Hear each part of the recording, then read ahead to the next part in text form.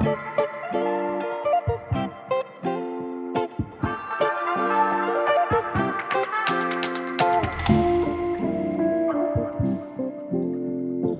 back to the Complete Car YouTube channel, where today we're going to give you a look around the new Audi Q3 Sportback.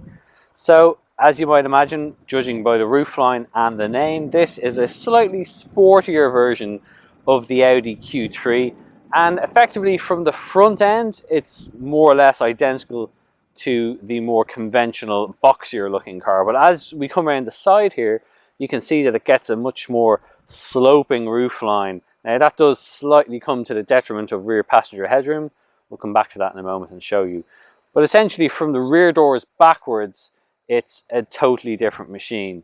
So you get a more sculpted bodywork, you get these kind of blistered wheel arches that we see. So you can see here on the just over the rear wheel arches, you get this very defined crease, and same further down as well. So you get this light catcher along the bottom, along the rocker panel. Now around the rear, it is that bit more sloped, and I have to say, initially I was very skeptical of this car. I just thought, oh, what's the point? But spending a few days around it, and the more I see it and the more I look at it, I think it's actually not a bad looking car, especially in this very vibrant orange, which I think works really well in combination with this black work around the base of the car and the wheel arches, and also these very distinctive looking two-tone Audi Sport wheels. Now, being the S-Line, this gets a more sporty body kit, and you can see that particularly as we go to the lower section of the bumper, where there's these additional vents that give a more upright and pronounced width to the car, and there's also a more pronounced rear diffuser. Now that's very much just for looks, because this isn't a very high performance version. This is the 35 TFSI, and as you'll see, there's not even any exhaust pipes visible. So the 35 TFSI is also equipped with a 48 volt mild hybrid system.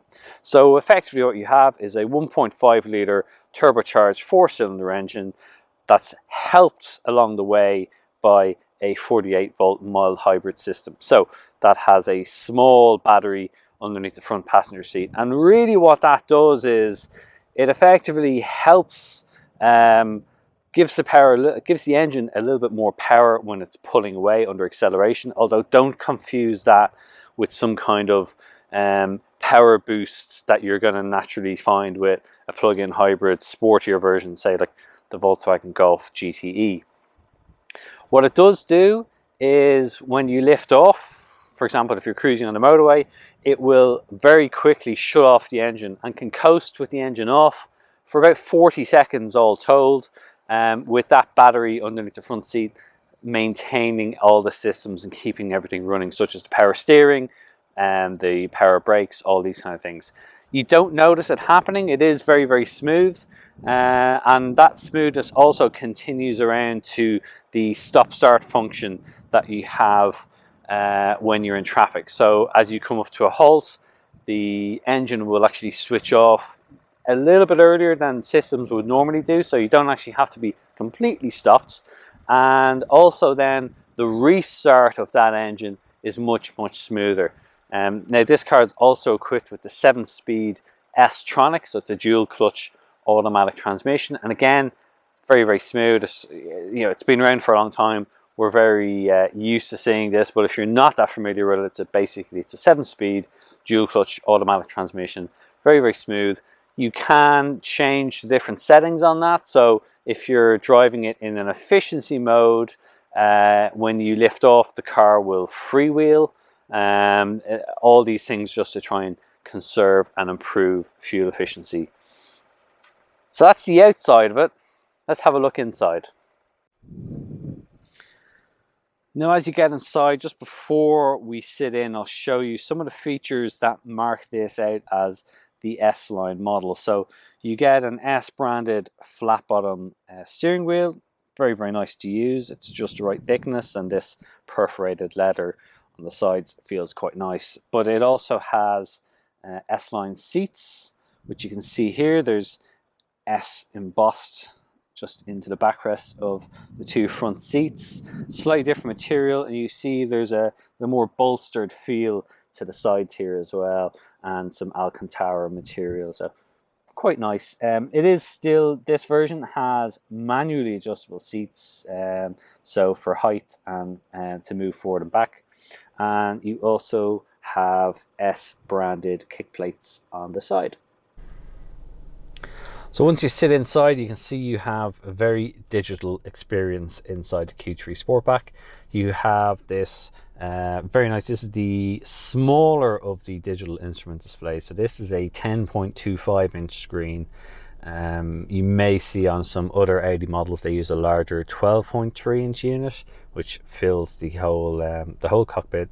I think you can get that as an option on this version, but this standard setup with the 10.25 inch, it's fine. So you have basically here you have the main screen just in here, and then you have two separate displays on either side, so for your temperature and for your fuel.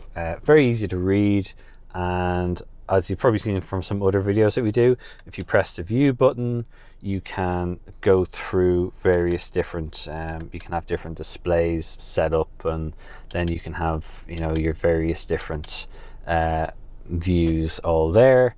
You then have a really nice large infotainment screen here.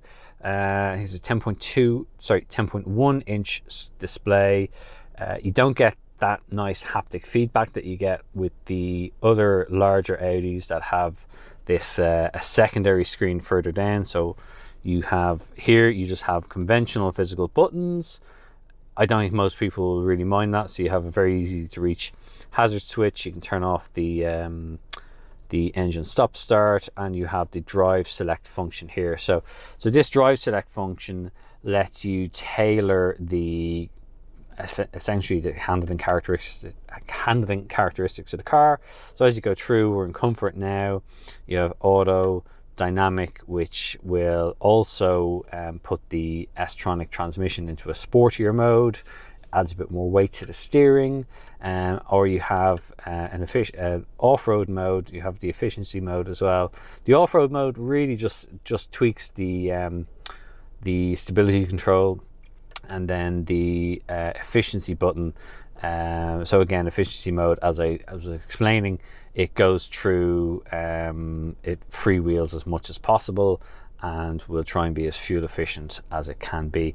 This is the front wheel drive version with this TFSI model.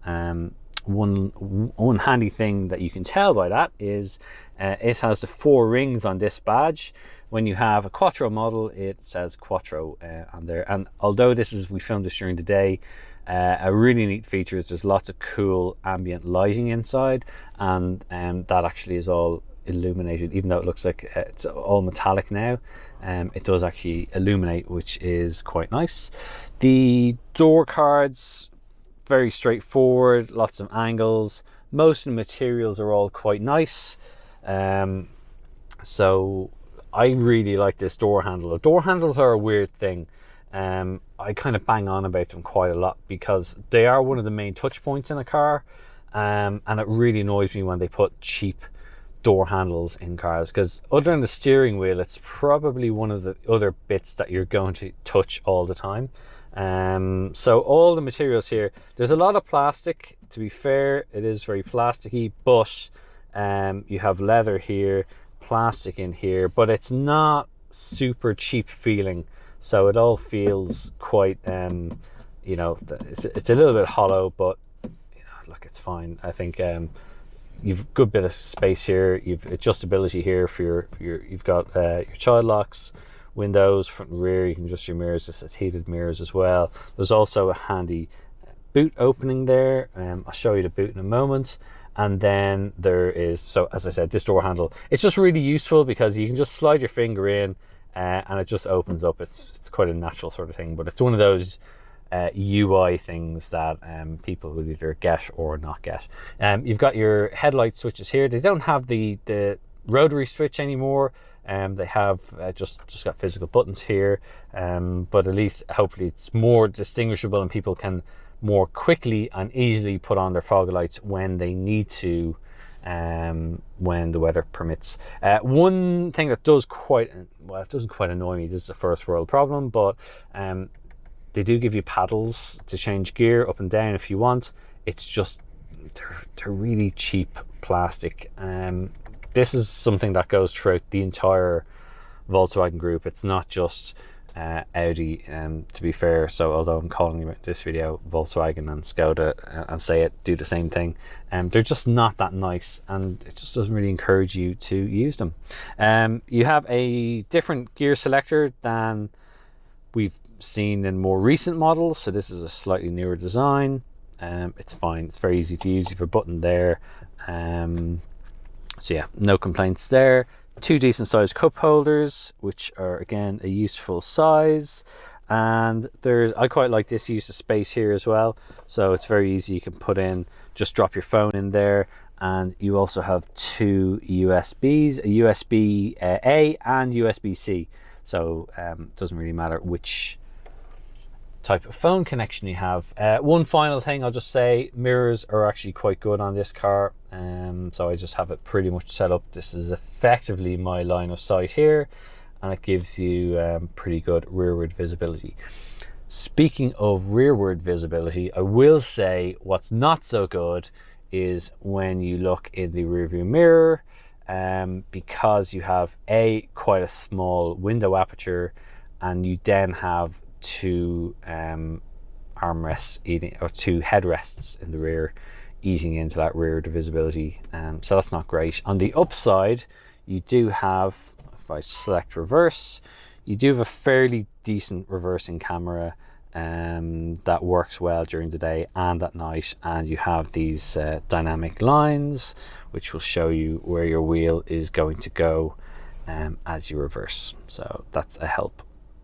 Into the rear, there is reasonable amounts of rear passenger space, to be fair, although as I mentioned, you do lose out a little bit on rear headspace, so that's not ideal, but it's not that bad when you're sitting in. I can certainly I can fit in okay, and I'm 5'9", I don't really have much of an issue. So that driver's seat right here, this is set up for my driving position. I tend to sit slightly closer to the steering wheel than some people might, and I'm about 5'9", but as you can tell, there's a reasonable amount of legroom here. It helps that the seats also have these two sculpted panels, so you can see that my feet aren't anywhere near. Now I'm sitting with my base of my back into the seat, but I think that's a fairly reasonable amount of rear legroom that's there.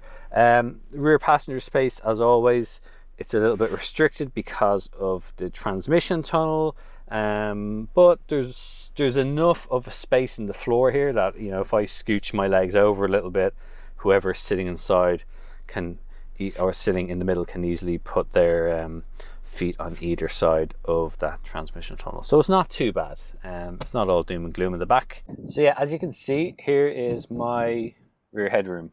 So I'm not, you know, there's a little bit of room there, not a huge amount, but it's okay, it's not too bad. As I said, I'm 5'9", I've a good bit of legroom. I could slouch down if I want, but you know, there you go, that's what the rear space is like. One final thing I'll show you is the boot space, which, to be fair, it's 530 litres, so it's not a bad amount of space. It's quite a wide aperture, and you can drop the rear seats down as well, so they actually fold in a 40-20-40 split rear, and you do get well over 1,000 litres of boot space when that's down. But as it is, it's 530 litres, and really they've done everything they can to sculpt this in and try and free up as much space as possible. This one doesn't come with a spare wheel, it gets a tire inflation kit, so that is what lies underneath. But yeah, it's pretty reasonable boot space, I think, certainly for most families. The fact that it's not that high of a load lip, as you can see, it's probably only, you know, maybe 2 inches, so it's pretty easy to get bulkier items in. Yeah, it's not too bad. So there you have it, just a quick short video showing you around the new Audi Q3 Sportback. Hope you found it enjoyable. We will do more detailed reviews of what it's like to drive over on CompleteCar.ie. But in the meantime, get involved in the comments below. Tell us what you think about it. Do you think it's a nice thing? Is it a bit silly being a Sportback coupe in this type of car? Or would you have one? We'd love to know. Please let us know in the comments below. Really appreciate you taking the time to watch, and as ever, please do give the video a thumbs up and subscribe to the channel if you haven't already, and that way you'll see more of these videos as we publish them. Thanks for watching.